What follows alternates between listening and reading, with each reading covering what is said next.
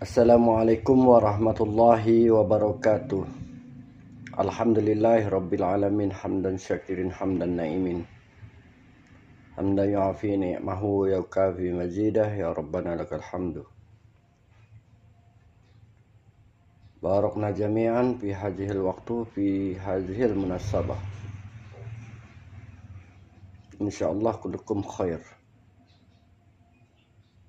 Terima kasih kepada seluruh saudaraku yang tergabung di dalam grup Berpikir Cerdas Muslim Sejati.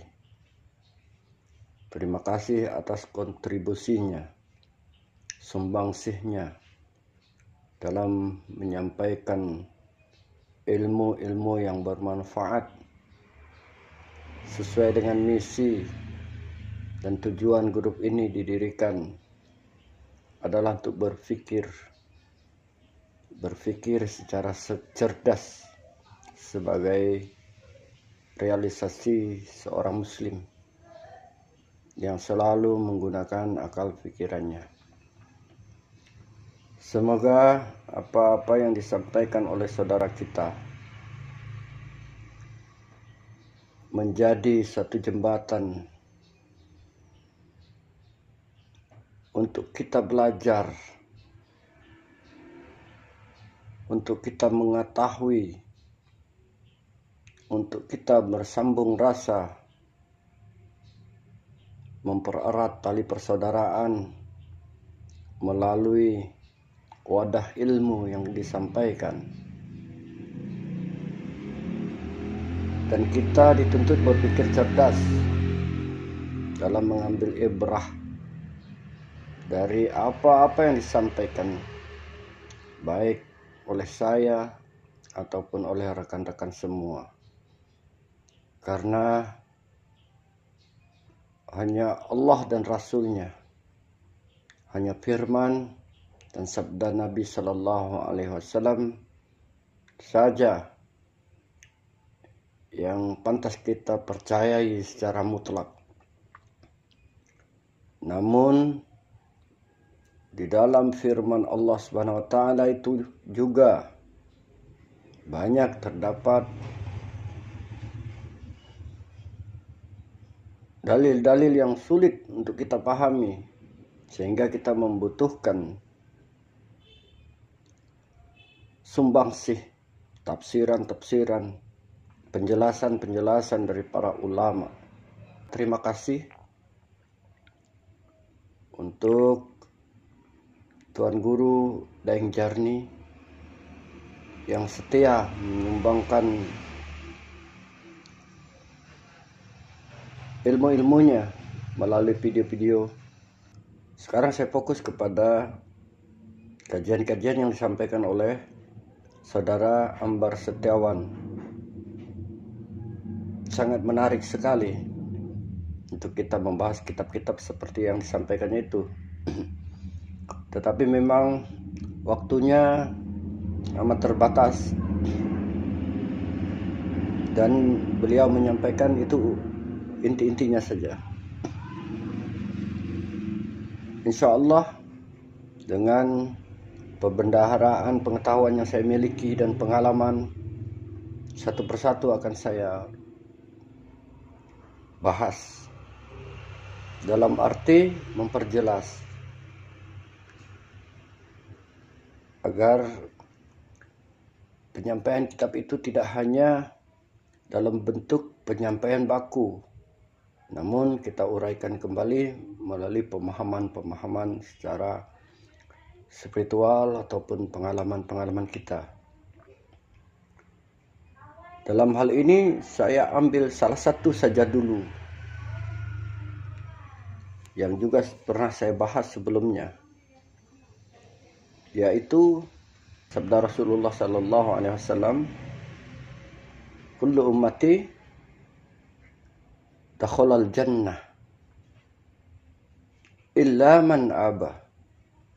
Jadi seluruh umat Muhammad sallallahu alaihi wasallam itu akan masuk surga terkecuali yang menolak, yang tidak mau. kullu ummati dakhalal jannah illa man aba. Sahabat bertanya, siapa yang tidak mau itu ya Rasulullah sallallahu alaihi wasallam? Beliau menjawab, yaitu orang yang tidak mau mengikuti sunnahku, tidak mentaati aku. Nah, saya akan garis bawahi tentang ini. Bos, siapa umat Rasulullah sallallahu alaihi wasallam sebenarnya? Ada dua kategori. Ada orang-orang yang mengaku Allah sebagai Tuhannya dan mengaku Rasulullah sallallahu alaihi wasallam sebagai nabinya. Ini setakat pengakuan, tetapi tidak berlanjut kepada konsekuensi pengakuannya. Seperti Allah firmankan bahwa kebanyakan manusia itu menyembahku tetapi dalam keadaan mempersekutukan. Jadi mengaku menyembah Allah tetapi dalam keadaan mempersekutukan, artinya tidak ada konsekuensinya. Begitu juga pengakuan terhadap Rasulullah sallallahu alaihi wasallam sebagai nabinya. Mereka bersyahadat dengan wa asyhadu anna Muhammadur Rasulullah, akan tetapi konsekuensinya tidak ada. Bagaimana dia mengikuti Rasulullah sallallahu alaihi wasallam, salawat saja dia perbanyak, tetapi dia tidak mengenal siapa Rasulullah. Dia tidak pernah mau mengikuti petunjuk-petunjuk Rasulullah sallallahu alaihi wasallam. Bahkan mereka lebih suka mengikuti petunjuk-petunjuk selain daripada petunjuk Rasulullah sallallahu alaihi wasallam. Padahal sudah nyata bahwa Rasulullah berkata, "Wa khairul hadi Muhammadin sallallahu alaihi wasallam." Sebaik-baik nasihat, petunjuk adalah petunjuk Rasulullah sallallahu alaihi wasallam. Jadi konsekuensinya yang tidak ada. Ketika konsekuensi tidak ada, maka manifestasi petunjuk Rasulullah sallallahu alaihi wasallam ini ke dalam kehidupan sehari-hari tidak ada. Jadi ada pengakuan, ada konsekuensi, ada manifestasi. Dalam artian umumnya, yaitu kita bersyahadat kepada Allah dan Rasul, tetapi tidak dengan kesungguhan untuk taat, setia, mematuhi, mengikuti. Itu tidak ada kesungguhan, setakat kepada pengakuan saja. Jika betul kita beriman kepada Allah dan Rasulnya, maka kita harus konsekuensi, harus mengikuti dan taat kepada Allah, atiullah wa atiur Rasul. Sehingga dengan taat itulah kehidupan kita sehari-hari dipenuhi dengan sunnah-sunnah. Cara makan, cara sholat, cara berjalan, dan segala macam. Sehingga itu yang saya namakan manifestasi ke dalam kehidupan sehari-hari. Ini yang dinamakan umat Rasulullah sallallahu alaihi wasallam. Yang mau masuk surga, maka ikuti jalan yang ditempuh oleh Rasulullah sallallahu alaihi wasallam. Ketaatan kepada Rasulullah ini jangan selalu disamakan dengan ketaatan kepada Allah Subhanahu wa taala. Kita taat kepada Rasulullah itu karena Allah yang memerintahkan. Jadi ketaatan kepada Allah Subhanahu wa taala ini mutlak. Kalau bukan Allah Subhanahu wa taala yang memerintahkan kepada kita untuk taat kepada Rasul, maka kita tidak akan taat kepada Rasul. Nah, karena Allah memerintahkan kita taat kepada Rasul, maka kita taat kepada Rasul. Nah, inilah jalan menuju surga. Jadi ini tercatat sebagai umat Rasulullah sallallahu alaihi wasallam. Yang kemudian di dalam sholat kita juga membaca yang namanya iftitah. Walaupun ini kadarnya sunnah, tetapi dapat saya gambarkan. Ikrar kita di dalam iftitah itu, inni wajjahtu wajhiya lillazi fataras samawati wal ardh hanifan musliman wa ma ana minal musyrikin. Jadi kita berpegang teguh bahwa kita ini bukan dari golongan orang-orang musyrik. Nah, kemudian kita lanjutkan, nasolati wa nusuki wa mahyaya wa mamati lillahi rabbil alamin la syarika lahu. Tidak sekali-kali saya mensyirikatkan dia, yaitu Allah Subhanahu wa taala. Wa bizalika umirtu, dan sampai kapanpun, sampai datang kapanpun, wa ana minal muslimin. Jadi saya dari golongan orang-orang muslim. Nah, kita sudah dapat catatan bahwa umat Rasulullah sallallahu alaihi wasallam ini adalah muslim. Sudah pasti muslim. Nah, masuk kita kepada catatan siapakah muslim itu. Jadi ada muslim, ada mukmin, ada mukhlisin. Ini adalah tingkatan dari iman. Iman kita sebagai muslim, orang yang selamat. Sudah jelas, orang selamat adalah surga. Karena itu umat Rasulullah itu mesti muslim. Jadi kullu ummati dakhalal jannah. Jadi pastikan dulu kita adalah muslim. Muslim yang sebenarnya, yaitu orang-orang yang terhindar dari sekecil apapun bentuk kesyirikan. Karena syirik ini akan mengeluarkan kita dari pengakuan sebagai hamba Allah yang taat kepadanya, dan mengeluarkan kita dari golongan muslim. Jadi jangan sekali-sekali ada unsur syirik sekecil apapun. Segera bertobat. Karena itu kita perlu mempelajari tentang kesyirikan. Kemudian yang menyebabkan kita keluar dari ketaatan kepada Rasulullah sallallahu alaihi wasallam yaitu bid'ah. Bid'ah dalam hal ini adalah dalam penafsiran yang sebenarnya, bukan dalam penafsiran yang beredar di perdebatan umum. Kita sudah melihat perdebatan umum di dalam masyarakat itu tentang bid'ah, begini begitu, begini begitu. Nah, kita ambil kesimpulan saja, bid'ah syar'iyah.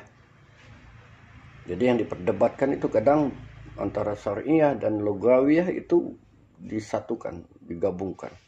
Jadi ini bid'ah syar'iyah. Bid'ah yang termasuk menolak sunnah. Kalau sunnah itu mengikuti Rasulullah sallallahu alaihi wasallam, sedangkan bid'ah itu menolak atau menyaingi sunnah Rasulullah sallallahu alaihi wasallam sehingga sunnah itu tenggelam atau mati. Nah, itu yang dimaksudkan oleh saya bid'ah. Jadi sesuatu yang bertentangan dengan sunnah Rasulullah SAW. Namun kita mengaku sebagai umat Nabi menjalankan apa yang dilakukan Nabi, sementara apa yang kita jalankan itu sebenarnya sedang mematikan sunnah-sunnah beliau. Ini termasuk orang-orang yang menolak illa man aba, yaitu mereka yang tidak mau. Nah, selanjutnya saya akan ceritakan sampai selesai bahwa ada satu tempat yang dinamakan Al-A'rab, tempat tertinggi. Ini saya dapat penjelasan dari guru saya, bahwa seluruh umat muslim itu tidak akan masuk neraka, diharamkan neraka kepada mereka. Ini muslim dengan catatan seperti yang saya sampaikan tadi. Mereka ada di Al-A'rab selagi mereka bukan pelaku dosa yang dapat mengeluarkan mereka dari keislaman, biarpun mereka perampok, pembunuh, pezina, itu kadarnya hanya dosa besar, tetapi tidak mengeluarkan mereka dari keislaman. Tidak sholat, tidak puasa, ini akan dihukum dengan hukuman yang berat. Akan tetapi tidak keluar dari kategori sebagai umat Rasulullah Sallallahu Alaihi Wasallam selagi dia beriman dengan iman yang sesungguhnya. Jadi jangan sampai mereka pelaku syirik atau pelaku bid'ah atau durhaka. Ini sudah tidak ada pemakluman lagi. Dia keluar dari keislamannya. Jadi ada tempat yang namanya Al-A'rab. Jadi orang-orang muslim yang berdosa besar atau dosa kecil itu ada di Al-A'rab. Mereka tidak akan masuk ke dalam neraka. Sementara orang-orang yang sudah masuk ke dalam neraka itu tidak bisa keluar. Mereka kekal di dalamnya. Ada penjaganya. Dan sebaliknya, orang yang langsung masuk ke dalam surga itu hanya orang-orang tertentu saja. Sebagaimana Rasulullah sudah mengkodekan 70.000 umatnya yang masuk surga tanpa hisab. Yaitu orang-orang mukhlisin tentunya. Ini derajat tertinggi. Setelah mukmin, orang beruntung yang terjamin. Kemudian orang mukhlisin. Mukhlisin ini langsung masuk surga tanpa hisab. Tidak lagi menempati Al-A'rab. Dan di Al-A'rab inilah segala dosa-dosa kita dibersihkan. Orang-orang yang berhutang piutang itu diselesaikan di situ. Orang-orang yang berjanji diselesaikan di situ. Orang-orang yang berselisih tentang antara dia sesama muslim itu diselesaikan di Al-A'rab. Ini tempat tertinggi antara surga dan neraka. Nah, apabila orang-orang itu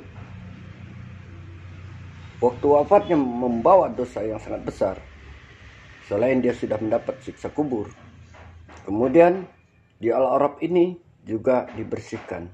Jadi pendapat orang bahwa umat Islam ini pasti masuk surga, tapi dibersihkan dulu di dalam neraka. Ini salah satu tafsiran yang bagi saya ini tidak tepat. Jadi orang-orang muslim yang berdosa itu akan dibersihkan di Al-A'rab. Jadi seperti ini. Orang yang sangat besar dosanya banyak, dia akan dekat dengan pintu neraka, tapi tidak masuk ke dalamnya. Seperti kita menghadapi sebuah kobaran api yang besar. Kita ada di depannya berdiam. Jadi kita juga merasakan panas. Sehingga apabila api neraka itu lidahnya mencapai pintu neraka, terbakarlah kita sampai ke otak. Juga terbakar, tetapi kita tidak masuk ke dalam neraka.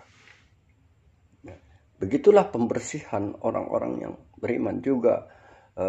Apabila api neraka itu menjilat di kakinya, maka otaknya mendidih. Tetapi dia tidak masuk ke dalam neraka. Kemudian yang sedikit dosanya itu dekat sekali dengan pintu surga. Mereka sangat rindu. Mereka melihat penghuni-penghuni surga itu makan, minum, berbahagia.